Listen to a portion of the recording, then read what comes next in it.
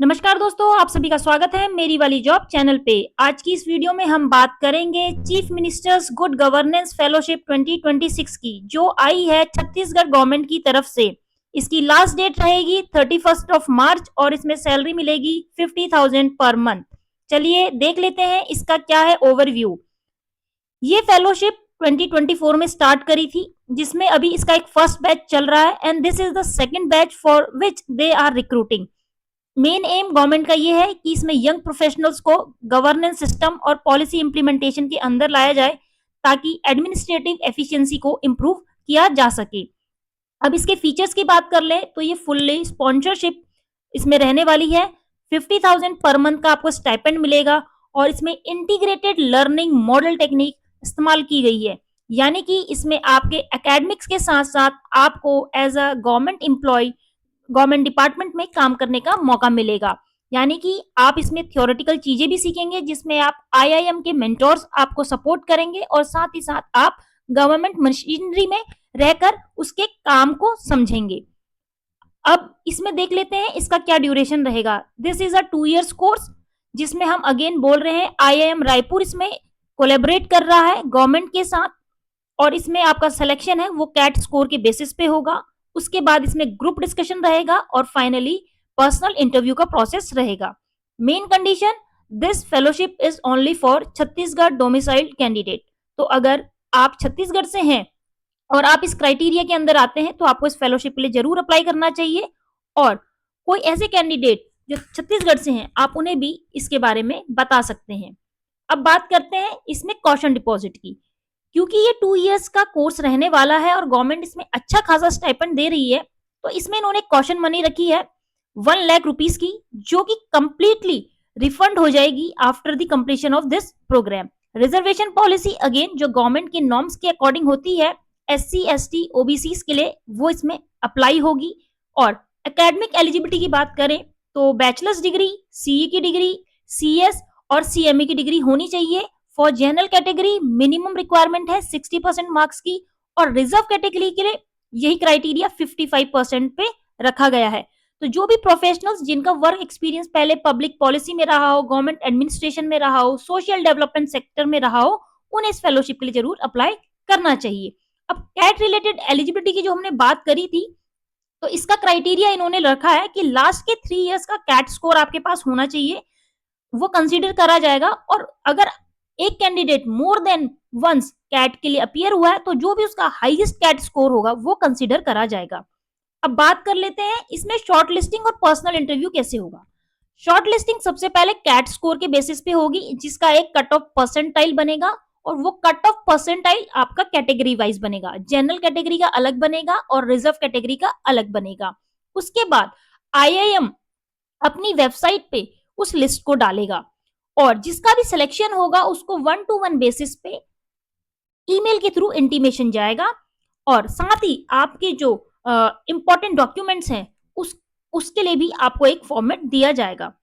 अब बात करते हैं एज लिमिट की। एज लिमिट इसमें अच्छी रखी गई है 35 years, which is good age for those who want to apply. Domicile certificate must है, तो उसका ओरिजिनल डॉक्यूमेंट आपके पास होना चाहिए ड्यूरिंग द एप्लीकेशन प्रोसेस, और जब डॉक्यूमेंट वेरिफिकेशन और पर्सनल इंटरव्यू होगा तब भी आपको अपने ओरिजिनल डॉक्यूमेंट्स कैरी करने हैं along with that domicile certificate. अब बात करते हैं कि क्या क्या डॉक्यूमेंट्स रिक्वायर्ड होंगे। तो जैसे कि आपकी ओरिजिनल मार्कशीट्स, सर्टिफिकेट्स, आपका स्कोर कार्ड और कैटेगरी का सर्टिफिकेट है तो वो भी आपको देना है। साथ ही साथ जो मेरिट लिस्ट प्रिपरेशन होगी उसका क्राइटेरिया कैट स्कोर के बेस पे होगा, जिसको वेटेज 60 मार्क्स का दिया है। उसके बाद पर्सनल इंटरव्यू को 20 मार्क्स का वेटेज दिया है, और एकेडमिक परफॉर्मेंस स्कोर आपका 20 मार्क्स का रहेगा। अब जो ये आपका एकेडमिक परफॉर्मेंस स्कोर है वो 20 मार्क्स का होगा, बट इसमें जो आपका 10th 12th और ग्रेजुएशन है उसको कंसिडर कैसे किया जाएगा। अगर आपकी परसेंटेज लेस देन 60 है तो 0 मार्क्स आपको मिलेंगे। अगर आपकी परसेंटेज 60 to 70 के बीच में है तो आपको 2.5 मार्क्स दिए जाएंगे। अगर 70 से 80 के बीच में है तो 5 मार्क्स, 80 to 90 के बीच में है तो 7.5 मार्क्स, और अगर आपकी परसेंटेज 90 से ज्यादा रही है तो आपको 10 मार्क्स इसमें अवार्ड किए जाएंगे। आफ्टर दैट 10 मार्क्स अगर आप देखेंगे तो ये पूरा 30 मार्क्स का कैलकुलेशन बनता है एजुकेशनल का, बट इसी को फिर नॉर्मलाइजेशन करके 20 के अंदर डाल दिया जाएगा और एकेडमिक परफॉर्मेंस स्कोर उसके अकॉर्डिंग निकाला जाएगा।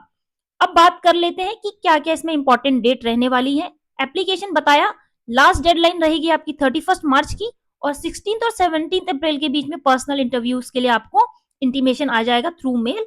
उसके बाद आपका रजिस्ट्रेशन एंड वेरिफिकेशन का प्रोसेस चलेगा 15 जून ऑनवर्ड और उसके बाद प्रिपरेटरी सेशंस आपके 16 से 20 जून में रहेंगे। उसके बाद आपका ओरिएंटेशन 22 से 24 जून के बीच में होगा और आपकी क्लासेस स्टार्ट हो जाएंगी 25 जून से।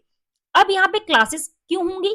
क्योंकि हमने बोला ये एक ब्लेंड टेक्निक यूज कर रहे हैं। पहले आपको मेंटोरशिप सेशंस और ओरिएंटेशंस प्रोवाइड किए जाएंगे जिसमें आपको आईआईएम रायपुर के साथ अटैच करा जाएगा। वहां पे आपके एकेडमिक सेशंस होंगे। इंडक्शन और एकेडमिक सेशन फर्स्ट क्वार्टर में 1 मंथ के रहेंगे।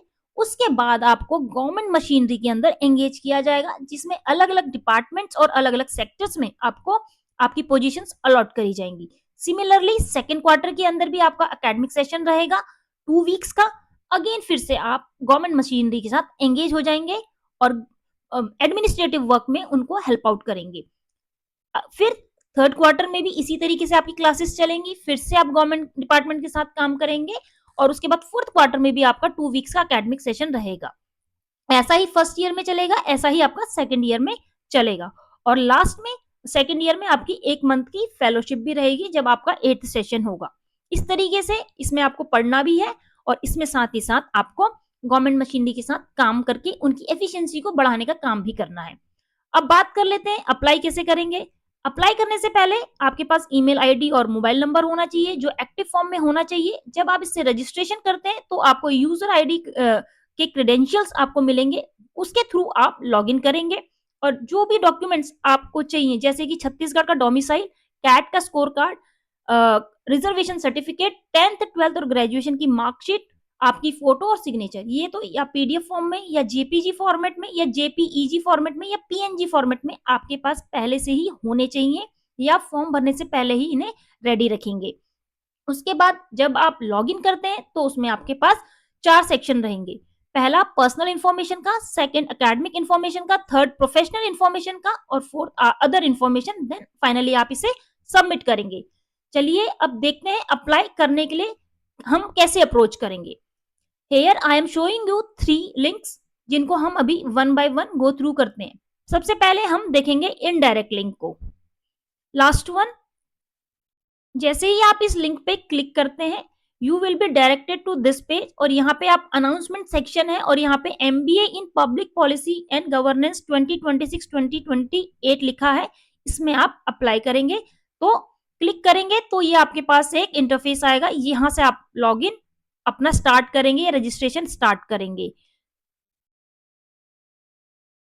सिमिलरली जो सेकंड वाला इनडायरेक्ट लिंक है इस पे क्लिक करते हैं तो we will be directed to this page. इस पेज में आप यहाँ पे देखेंगे लेफ्ट साइड में अप्लाई ऑनलाइन पे क्लिक करना है और अगेन आपके पास ये इंटरफेस आ जाएगा। बट हम पूरा form filling process direct link से देखेंगे। डायरेक्ट लिंक पे अप्लाई करते ही हमारे पास कुछ एक ऐसा इंटरफेस आएगा, यहाँ पे हम रजिस्टर हेयर पे क्लिक करेंगे। उसके बाद हम यहाँ पे जो भी हमारी एक्टिव मेल आईडी है उसे हम यहाँ पे एंटर करेंगे। साथ में हम यहाँ पे प्रोग्राम सिलेक्शन करेंगे MBA in public policy and governance 2026-28। उसके बाद आपको यहाँ पे मोबाइल नंबर एंटर करना है। अगेन ये आपका एक्टिव होना चाहिए और आप अपना यहाँ पे नेम एंटर करेंगे।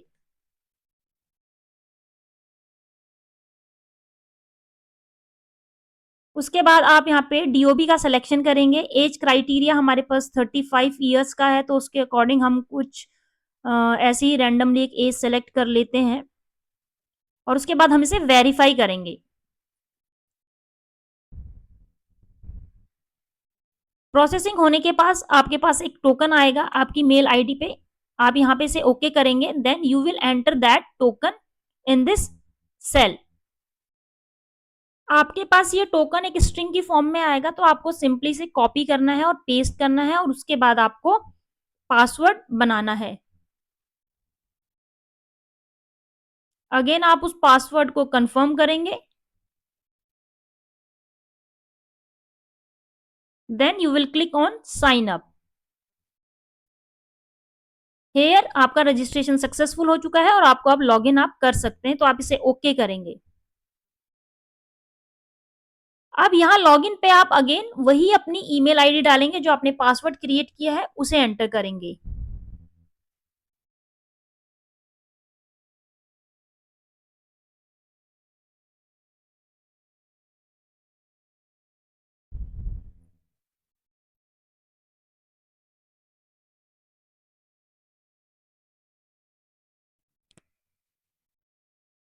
लॉगिन करने के बाद आप यहाँ पे अप्लाई पे क्लिक करेंगे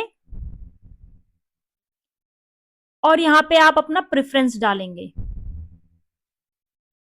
प्रेफरेंस में आपके पास एक ही ऑप्शन है, आप इसे सिंपली अप्लाई कर लेंगे टिक करने के बाद। उसके बाद are you sure you want to apply, then you will click on yes.